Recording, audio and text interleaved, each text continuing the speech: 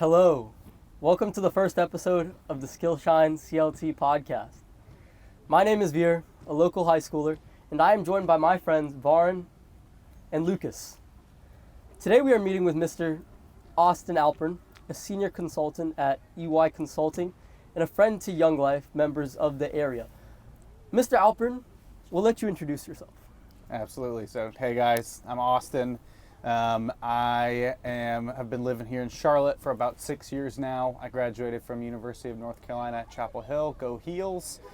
Studied business there, and before that went to Cox Mill High School up in north of Charlotte. And so, since I've been here for the past 5.5 years, I've been working as a consultant, helping a bunch of different companies solve their biggest problems, and also volunteering with a group called Young Life on the side. So it's been awesome to get to know some Myers Park folks and get to continue to work in the area. Sounds awesome. Firstly, we wanted to ask, I've talked to many students who describe you not only as a mentor, but as a friend. And as none of us participate in Young Life activities, we were wondering what it is, what your role within it is, and why it means so much to you. Yeah, it's a great question. Yeah, Young Life is something that I've been actively involved since I was a little kid. My dad actually grew up, he had some things going real good for him at home, but also some really tough stuff. And he had a Young Life leader, kind of like what I'm doing now, who really loved on him and kind of helped him have hope and changed his life in many ways. And he helped introduce him to Jesus because he was a Christian, and really changed my dad's life. And long story short, he ended up meeting my mom because of it, and a lot of things happened. So because of that, I kind of was interested at a young age in like this idea of, well, shoot, like it's kind of interesting and odd that a person would volunteer their time to like go hang out with high schoolers when you're post-grad and stuff. But like I could say it's been one of the biggest blessings that I've had since I graduated from college. Of, like you said, the mentor and friend. Like I totally view a bunch of the high school fellas that I've gotten to know as friends, and they're awesome. And so for me, like the ability to walk with some high school guys through both some of the best stuff that they get to experience and do stuff like summer camp together, where we're having what we call the best week of your life. Meet up and hang out on Monday nights as a big group, Young Life Club, and then Wednesday morning we do like a little Bible study called Campaigners, and it's at 6 a.m., but it's worth it because there's free food and it's awesome. And it's just been super great. And then you also get to walk through some hard stuff, right, and some real stuff. And it's like, hey, in high school, I wish that I had somebody who could kind of sit with me through some of the stuff that's good and the stuff that's hard, and kind of give some wisdom perspectives. And so it's been awesome, man. And it's nice that with my job, I'm able to work remote sometimes, or I'm able to have the flexibility and schedule to do stuff like Young Life with my free time. Oh yeah, that sounds awesome. Sounds like it's been a big part of your life for sure. Oh yeah, big part. I think it's really good that you're a mentor for high schoolers, right? Because like a lot of people, like they don't really know what they're doing, especially through high school and then in college. So like having a mentor through all of that sounds like it's really helpful. And unfortunately, some high schoolers, they go their whole career without finding somebody to walk them through it. So Yeah, absolutely. So now more on like professional side. So like what really led you to consulting? Because a lot of like high schoolers today, like they say medicine or they say business, but like they don't really know like what we go like beyond that. You know what I'm saying? So like what really led you to that like consulting field among other things? Yeah, absolutely. Well, I think it's a fantastic question, and to answer it, you kind of have to take a step back to like this bigger picture of, hey, what is it that you like? What is it that you're good at? And what is it that the world may pay you for, right? Because you can do what you like and what you're good at, but it may be, playing basketball here on this court, which is great, but it doesn't earn you a living, right? And so what you like, what you're good at, and what the world will pay you to do, more or less, those are kind of like the driving factors. In order to figure out that, you start trying stuff. Like in many ways, you get to prototype, almost like it's an experiment of, while you're taking classes here, hey, do I really like math? Do I like history? Do I like English? Kind of even use those things, plus your extracurriculars, the clubs you get involved with, to figure out those components of what you like and what you're good at. Then by the time for me, college came around, I realized, well, I like a lot of things, and I did well in a lot of my classes.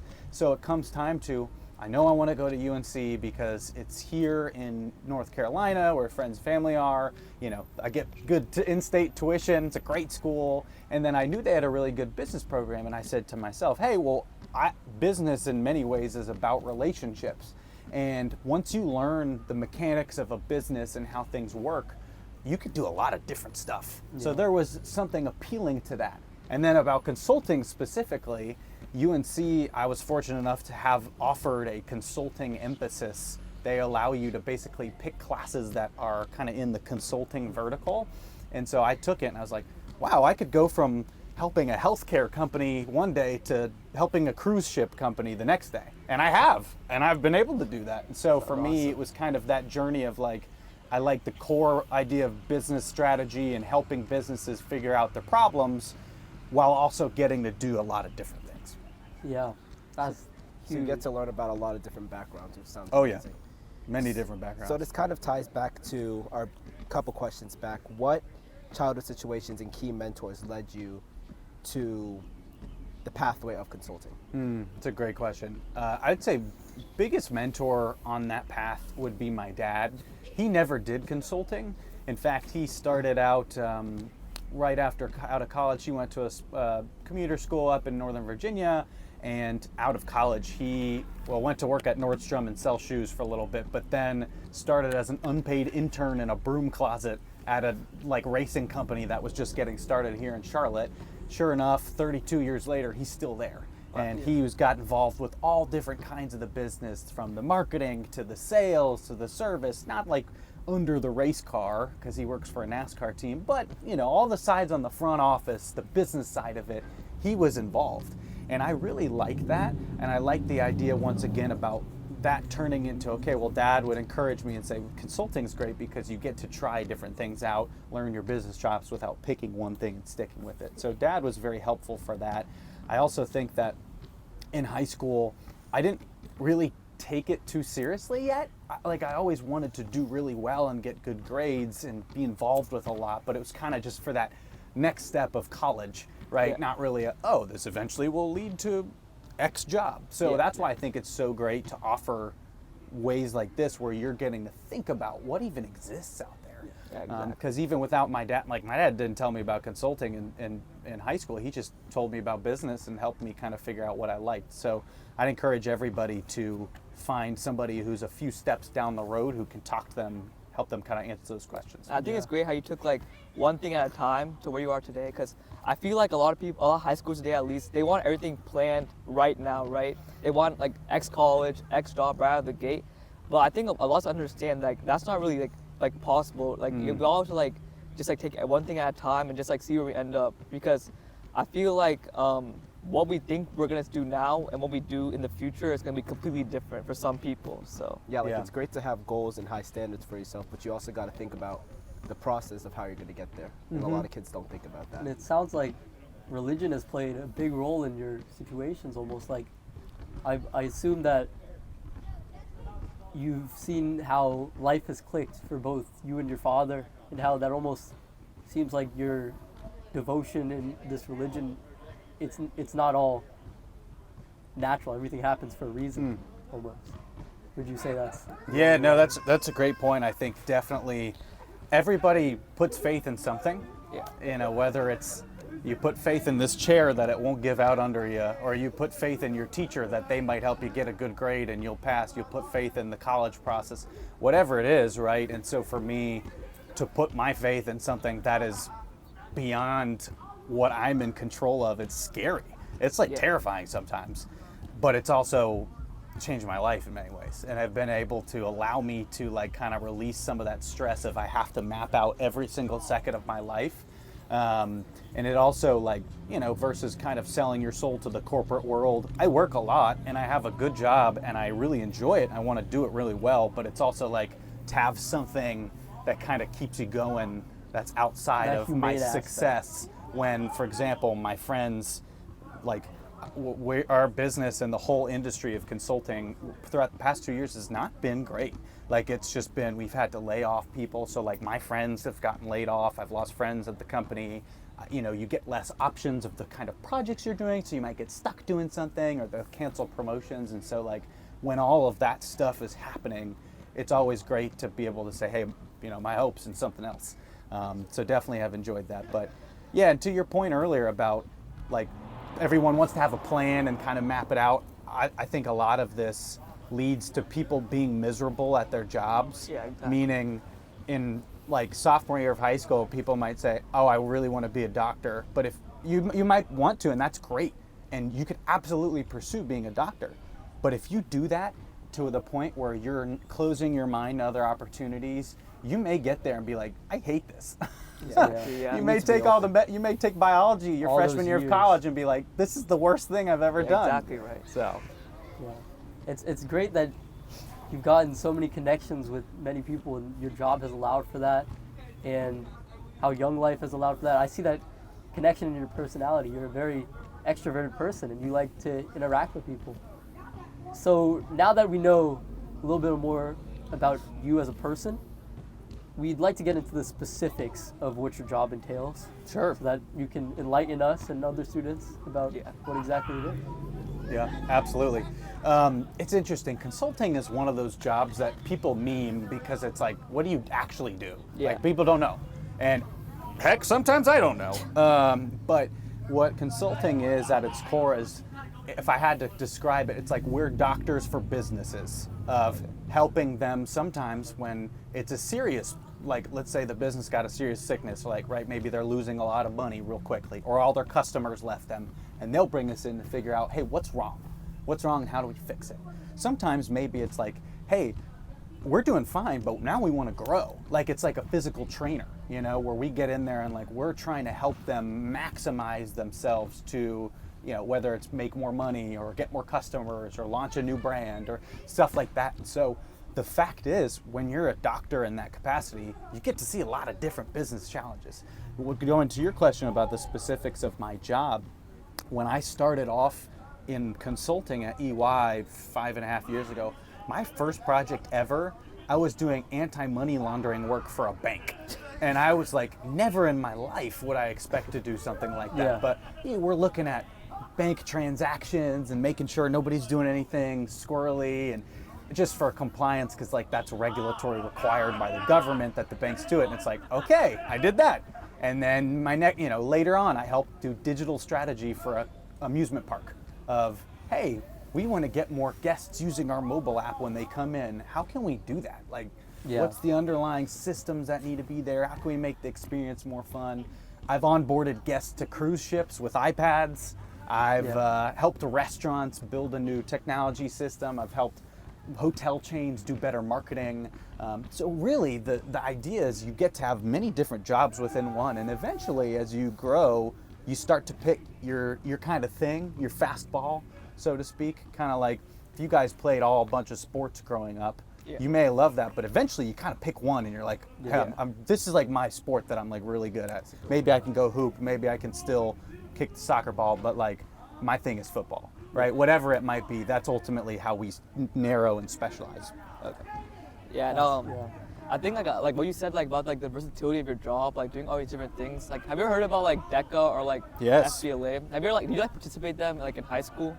I wish I did, but I Yeah. didn't, honestly. I would say in many ways, people who are interested in consulting at an earlier age, like in high school, there's not opportunities for jobs until after your sophomore year in college. Right. And so with that, many folks are like, okay, well, do I just sit there and wait? But the truth about consulting is it's team problem solving. Right. What consulting is you solve problems as a team. Because of DECA and because of FBLA and because of all these other things, you can do that. Yeah, exactly. And so I encourage people, definitely get involved, because at this age and stage, that's your best gateway into, do I like team problem solving? Right. Which is consulting. That actually, I think, leads into one of our next questions about other ways in which high schoolers can get involved now. Yep. And if you could go back, what would you tell yourself?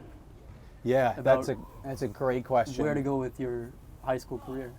Yeah, I think for me, I'm a guy who in many ways likes to do it all and be involved with many different things. Right. And that's great, but I think sometimes if you more systematically try stuff where you get exposure really diving deeper into one thing, whether it's DECA or FBLA, and it's like that's kind of your craft, or you're vice president of a Yeah. club or whatever it might be.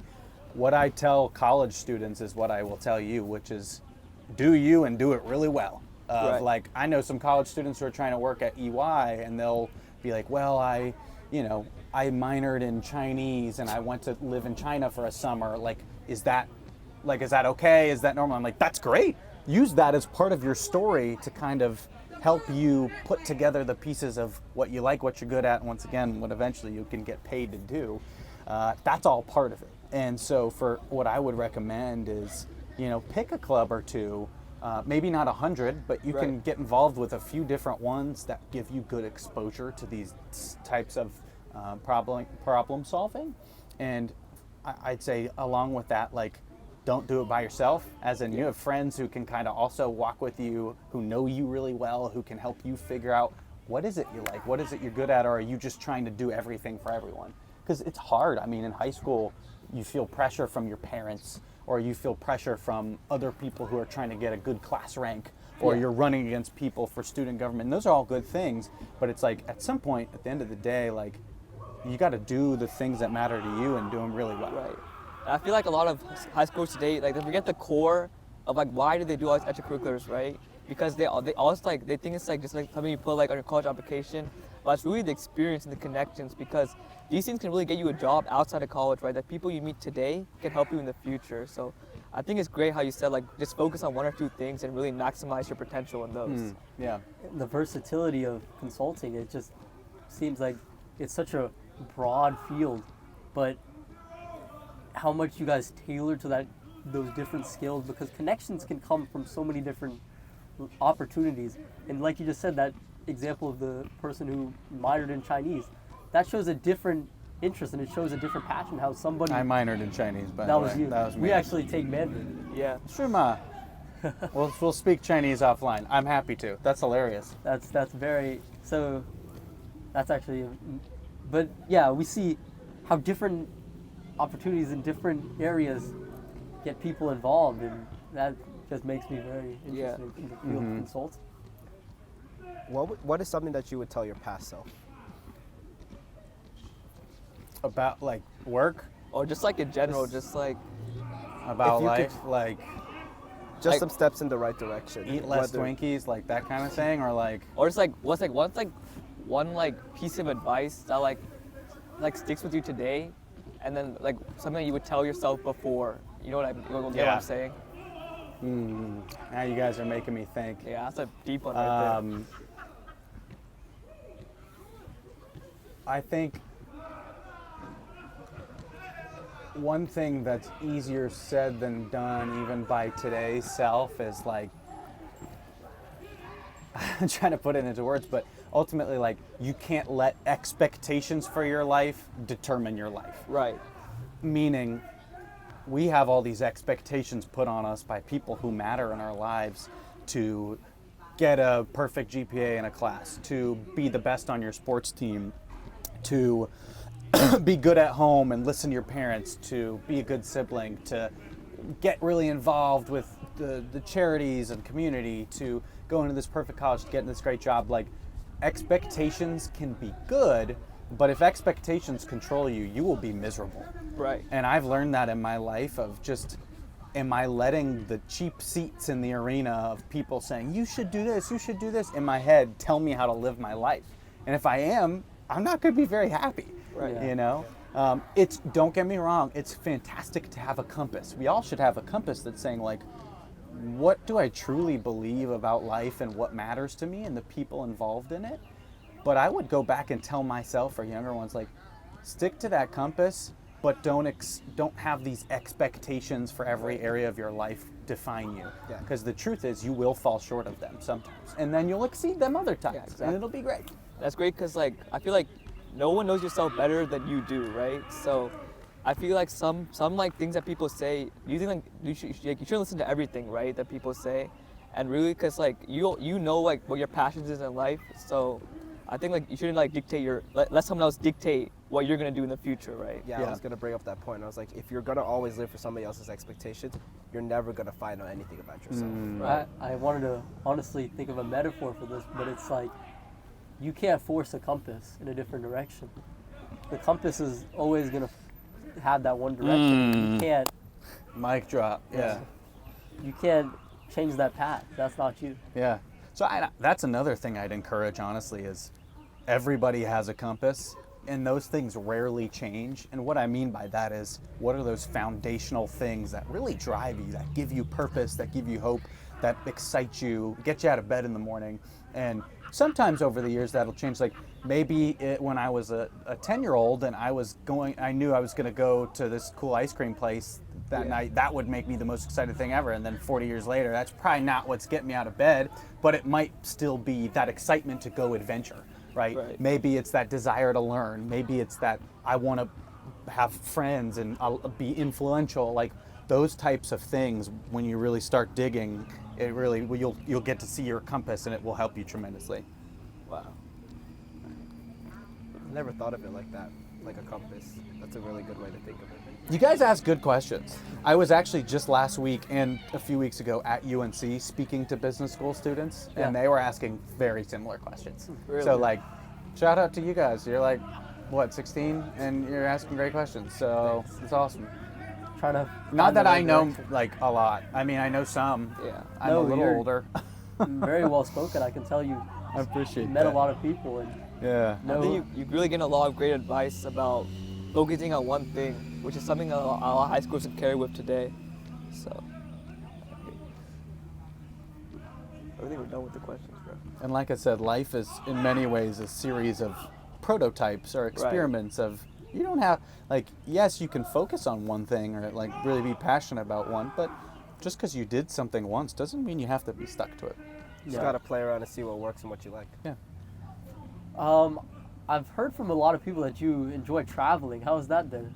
I do enjoy traveling. It is good, man. I've gotten some travel experiences that have been great. Like for work, I've gone to Miami and gotten to hang out at the beach. I've gone to Orlando and gotten to ride roller coasters in a suit because it was part of my job. Yeah. I've gotten to go to New York City and walk around, playing like cool songs and walk around like, oh yeah, I'm whatever. But then sometimes it's really difficult. Just 2 weeks ago, I was going to Pittsburgh, and I get to the airport at like 10:50 at night, and the next morning I have an early morning meeting with a client, and I just get down, sit on my flight, and then they say flight's canceled, how to get off, go home, and then take a 6 a.m. the next morning, wake up at 4 o'clock, go back. Like sometimes it's hard. But then at the same time, when I'm there, it's really fun because I don't work with people in Charlotte a whole bunch. I do sometimes, but my company, because we have 400,000 people globally, like you work with a lot of different people. And so now when I travel, it's fun because I get to work in person with people who are both a little more senior than me, sharing their experiences. I get to see their wisdom firsthand, and then also people who I get to mentor, coach, manage, and help lead. And then, we go out to fun dinners and stuff. I think soon enough when I go back to Pittsburgh, we maybe go like a Pittsburgh Pirates game, see baseball together. So it's fun. I like it. Yeah. Right. And then I like how you're having fun at work, but like a lot of things I feel like a lot of high school struggle is like, how do you like balance life and then like work? You know what I'm saying? Yes. Because I feel like meshing them is like something a lot of us do on accident and we get burnt out, right? So how do you like avoid like that? And having one overtake the other. Exactly. It's a very good question. Very good. A lot of times in my life, I try to inventory. Yeah, hopefully the hot mics didn't get that one. A lot of times in my life, I try to inventory out, hey, what are the little buckets that are most important to me, right? So maybe I have a work bucket, but you have a school bucket. Right. I have even EY where I work has clubs, like extracurriculars. So I have a clubs bucket, you guys have a clubs bucket. Yeah. Maybe there's a sports bucket and I have a working out bucket, and there's a volunteer bucket for me. Maybe you have something similar. Like take a look at those buckets in your life, and there are some times when one might be super full. Like you're like, oh wow, school, I'm doing really well in my classes, but I'm working a lot on homework. And then you look at your other buckets in life and like, man, family's dead dry. I haven't hung out with my family in a week. Like, who are they again? Or maybe it's like friends, I don't get to see them. I don't get to see that much. Maybe on the other end, it's like you got the weekend bucket, we'll say that, where that's full to the brim. And it's like, you should probably stop partying and go study. Like, you know what I mean? Like occasionally you will look and see, wow, there's something out of whack with those. And so to your point about balance, a lot of times that starts with your little speedometer, or your what's the gas in the tank. When you see how close one is to E, it should be a little warning light for you, right? Of, hey, this is important to me, but maybe it's being overtaken by other things. And then the other thing I'd say about that is there is a time where it's okay if one bucket is more full than the other. What I mean by that is you might have it might be exam week, and you got exams this week. I'm going to tell you that bucket's probably going to be fuller than your social bucket and your other stuff bucket, and that's okay. And then there's weeks where it's like, it's my mom's birthday, and I'm going to spend time with my mom, and that's great. I hope your mom bucket's full, you know, whatever it might be. And so it's just like kind of that awareness of the right time and then the right buckets. Right. I know that you said that you appreciate in-person connections, especially with your job. How has COVID affected that? Like, I knew maybe there was a shift to online consulting for a little bit, and how has it changed back, or has it at all fully changed back? Very good question. It changed everything about our industry, which is good. I worked 5 months before COVID, post-grad, and I worked in person just about every day. I remember when COVID was just kind of becoming a thing, and they'd be like, yeah, you can work from home today. I was like, yes. It just is like this cool, like, oh, I get to wear athletic shorts and be in my bed and work and still get paid the same, right? Then COVID was like shut down everything for quite some time, to where I was just sad. I mean, my first event again in person, when COVID hit in March, it wasn't until late October, early November, where we had it was an EY run club. We have a running thing where it's really fun. We go out to, anybody in the Charlotte office is welcome. We'll go run a 5K and then go get beers after or something. It's hilarious. But that was my first in-person interaction of 2020 after March. And it was late October, and it was really hard. Of course, I would go see people, but many people were, just living behind a screen all day. It takes a lot out of you. And so after that, slowly started to open up the offices again. But whereas most consultants would travel Monday through Thursday every single week, like that was very common. Where if you lived, like let's say I'm in Charlotte, I'd be flying to New York Monday morning, going back Thursday night to Charlotte every single week. And COVID made it to where we realized, maybe we don't need to waste all that money and time doing that. Maybe we can go every other week or every month. And I love that. I love being able to travel, but maybe it's a Tuesday through Thursday. Maybe it's I can choose when I go in the office, which I can. I go in our Charlotte office once or twice a week, but I don't have to. And so in many ways, COVID has changed, and is why I have stayed so long, because it's allowed me to be flexible with where I spend my time. That's awesome. That balance between job and life, interactions. Because interactions are good, but there's a point where you need a little bit of both. Yourself. It's nice, and I mean, I'm able to do Young Life in many ways because I don't have to like, if I was in Pittsburgh or wherever every single week, I wouldn't do Young Life. I wouldn't be able to. So it allows me to do the things that matter to me on the side. Right. Yeah. I think it's great how like staying flexible is like it put everything in place in your life, right? Like knowing like from high school to now, just like seeing how your life has become. I think it's just great seeing how like you don't have to have a concrete plan to get where you are today.